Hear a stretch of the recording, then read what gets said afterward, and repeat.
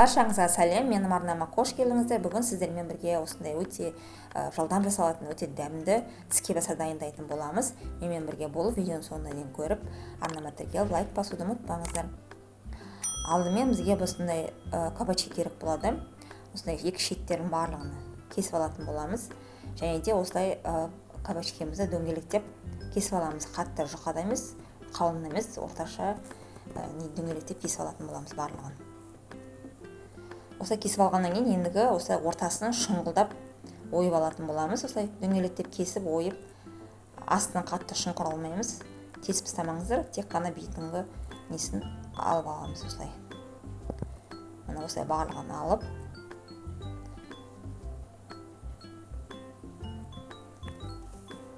осылай ойып алып аламыз барлығын.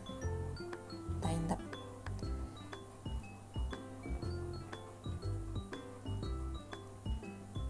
Тағы да көрсетіп жатырмын, мұны видеодағыдай осылай ойып барлығын алып аласыздар.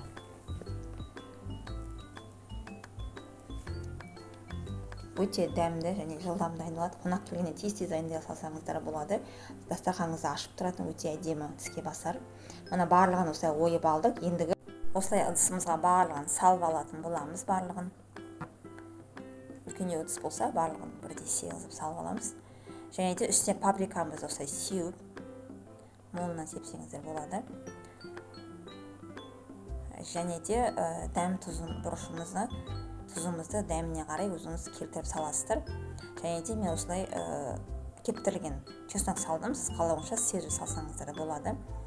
Барлығын осылай сеуіп шыққаннан кейін үстіне сұйық майымызды құямыз. 1-2 ас қасық сұйық май құямыз. Және де осылай қолымызбен барлық жеріне тұзы бұрышы тию үшін осылай қолымызбен жағып шығатын боламыз. Бір 10 минутте қоя тұрамыз. Және де осы жерге бір жұмыртқамызды жарып, осылай барлығын жақсылап араластырып аламыз да.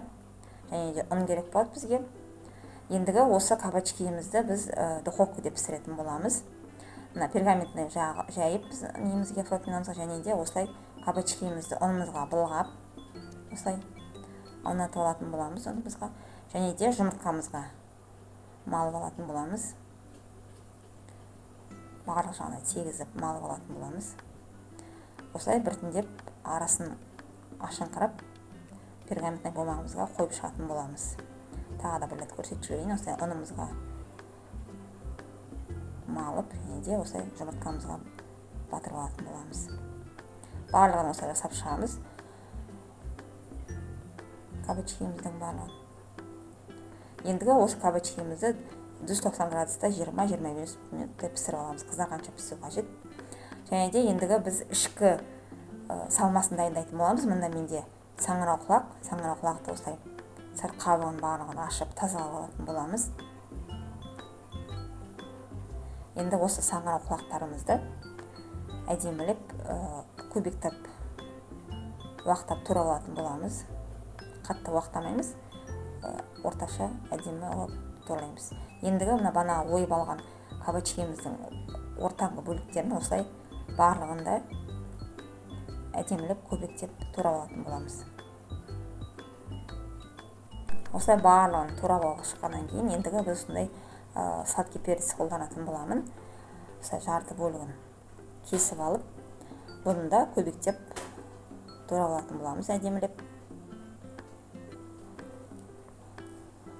Молынан болса да өте әдемі көрінетін болады. Бізде светофорный цвет болатын болады.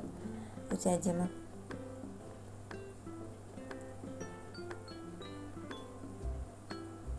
Барлығын осылай турап дайындап алдық. Ендігі қуыратын боламыз.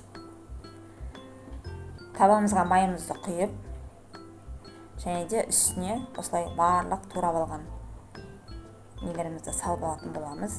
Саңырауқұлақтарымызды барлығын салып,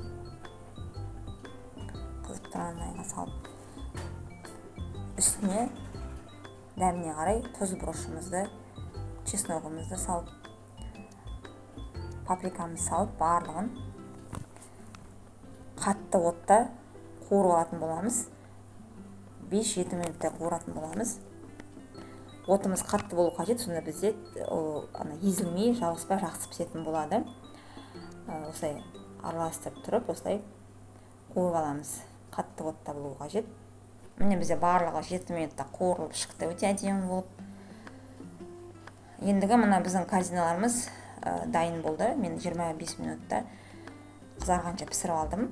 Енді осы кардиналарымыздың ішін толтырып, осы салмамызды барлығын салып шығатын боламыз.